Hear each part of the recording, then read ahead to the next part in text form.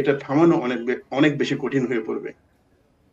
জনাব খলিলি, আপনি বলছিলেন যে ইসরায়েলের পক্ষ থেকে বলা হয়েছে এই যুদ্ধ 2 সপ্তাহ চলবে, কিন্তু ইরান কিন্তু বারবারই বলে আসছে যে ইসরায়েলের পক্ষ থেকে হামলা হলে আরও কঠোর জবাব দেওয়া হবে। আবার মার্কিন প্রেসিডেন্ট ডোনাল্ড ট্রাম্প বলছেন যে ইরান ইসরায়েল চাইলে মধ্যস্থতা করতে পারে যুক্তরাষ্ট্র।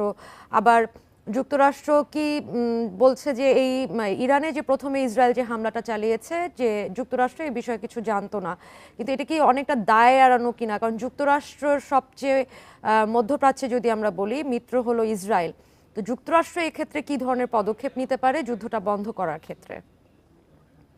যুদ্ধ বন্ধ করার ক্ষেত্রে সবচেয়ে ইফেক্টিভ রোল নিতে পারে যুক্তরাষ্ট্র।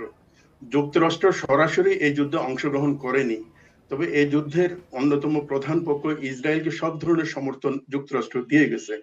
যদিও ইসরায়েল চাচ্ছিল, এমনকি নেতানিয়াহু বলছেন তারা চায় হচ্ছে ইরানের বিরুদ্ধে এই যে যুদ্ধ, এর মধ্যে যুক্তরাষ্ট্র সরাসরি অংশগ্রহণ করুক। যুক্তরাষ্ট্র তার আহ, গোয়েন্দা রিপোর্ট থেকে শুরু করে অস্ত্রশস্ত্র সরবরাহ করা এবং অন্যান্য সহযোগিতা সবগুলোই ইসরায়েলকে দিয়েছে এবং কন্টিনিউ করে যাচ্ছে, কিন্তু সরাসরি যুদ্ধে অংশগ্রহণ করে নাই। যেমন যে বিমানগুলো ইরানে হামলা করেছে, এখানে কিন্তু আমেরিকান কোনো বিমান ছিল না। যদি সরাসরি যুদ্ধ হয় তাহলে এটার ইম্প্যাক্ট হবে অনেক বেশি ভয়ঙ্কর। ডোনাল্ড ট্রাম্প যেটা সতর্কবাণী করেছেন সেটা হচ্ছে কি, তাদের কোনো স্বার্থে যদি ইরান সরাসরি অ্যাটাক করে তাহলে সরাসরি যুদ্ধ লেগে যেতে পারে। যেমন মধ্যপ্রাচ্যে প্রায় 8টার মতো ঘাঁটি আছে আমেরিকার। এসব ঘাঁটিতে যদি আহ, ইরান কোনো ধরনের অ্যাটাক করে, ক্ষেপণাস্ত্র অ্যাটাক হোক অথবা অন্য কোনো অ্যাটাক, তাহলে হয়তো সরাসরি যুদ্ধে আমেরিকা চলে আসতে পারে। আর আমেরিকা যদি সরাসরি চলে আসে তাহলে এই যুদ্ধ শুধুমাত্র এই মধ্যপ্রাচ্যেই সীমিত থাকবে না, এটা আরো অনেক বেশি বিস্তৃতি লাভ করতে পারে। জনাব খলিলি, আপনি বলছিলেন যে মার্কিন কোনো একটা ঘাঁটিতে যদি ইরান হামলা করে তাহলে সরাসরি যুদ্ধে অংশ নিবে যুক্তরাষ্ট্র। ট্রাম্পও সেই বিষয়ে সতর্ক করেছেন। এক্ষেত্রে আশঙ্কা কতটুকু যে এমন হামলা হতে পারে এবং পাল্টা যুদ্ধে জড়াতে পারে যুক্তরাষ্ট্র? দ্বিতীয়ত, যদি এই যুদ্ধের বিস্তৃতি বেড়েই যায়, যুক্তরাষ্ট্র এর মধ্যে ইনভলভ হয়, সেক্ষেত্রে ইরানের পাশে কোন কোন দেশগুলো থাকতে পারে? যেমন যুক্তরাষ্ট্র ইসরায়েলের পাশে যেভাবে আছে, এভাবে ইরানের পাশে কোনো পরাশক্তি বলি অথবা বৃহৎ কোনো শক্তি কিন্তু নেই এখনো পর্যন্ত। আর আমেরিকা তখনই হয়তো এই যুদ্ধে ইনভলভ হবে যদি সরাসরি তাদের কোনো ঘাঁটিতে অ্যাটাক করা হয়, অথবা যদি পরিস্থিতি এমন হয় ইসরায়েলের অস্তিত্ব একেবারেই বিপন্ন হয়ে যাচ্ছে, সেই ক্ষেত্রে আমার ধারণা ইসরায়েলের প্রধান পৃষ্ঠপোষক শক্তি হিসেবে আমেরিকা সরাসরি যুদ্ধ চলে আসতে পারে। সেই সম্ভাবনাটা ইসরায়েল চেষ্টা করতেছে এই সম্ভাবনা তৈরি করার জন্য, কিন্তু ইরান সম্ভবত এই জায়গাটাতে সাড়া দিতে চাচ্ছে না, যার কারণে এখনো পর্যন্ত আমেরিকান কোনো স্বার্থে ইরান আঘাত করে নাই। আর দ্বিতীয়ত যে বিষয়টা এখানে হচ্ছে কি, শুধুমাত্র আমেরিকা এবং ইসরায়েল না, আমেরিকার ঘাঁটিগুলো হচ্ছে সবগুলো উপসাগরীয় রাষ্ট্রগুলোর মধ্যে এবং মধ্যপ্রাচ্যের দেশগুলোতে। এগুলো হচ্ছে মুসলিম দেশ, আরব দেশ। এইসব জায়গাগুলি যদি আমেরিকান ঘাঁটির উপর অ্যাটাক করা হয় তখন ওইসব রাষ্ট্রও কিন্তু এই যুদ্ধের সাথে জড়িয়ে যাওয়ার একটা আশঙ্কা আছে।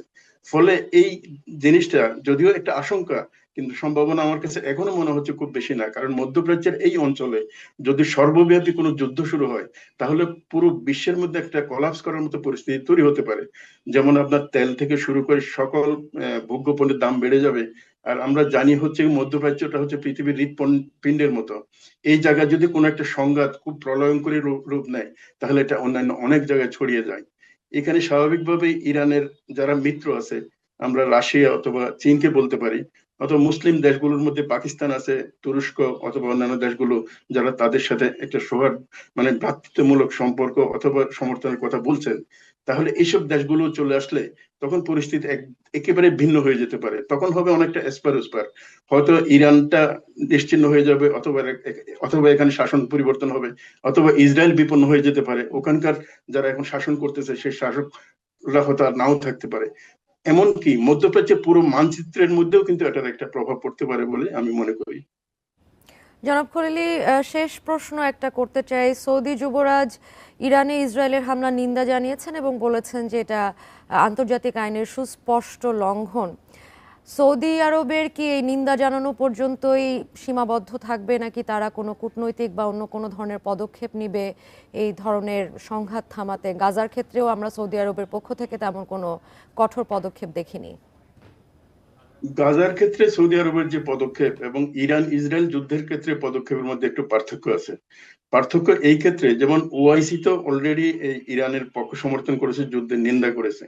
আর এই যুদ্ধ যদি বিস্তৃত হয় তাহলে কিন্তু এটা সরাসরি সৌদি আরবের স্বার্থে আঘাত করতে পারে, সৌদি আরব এবং অন্যান্য উপসাগরীয় দেশগুলোতে। ফলে সৌদি আরব কোনোভাবেই চাইবে না এই যুদ্ধ একটু দীর্ঘমেয়াদী হোক এবং এই যুদ্ধ বিভিন্ন ডাইমেনশনে ছড়িয়ে পড়ুক।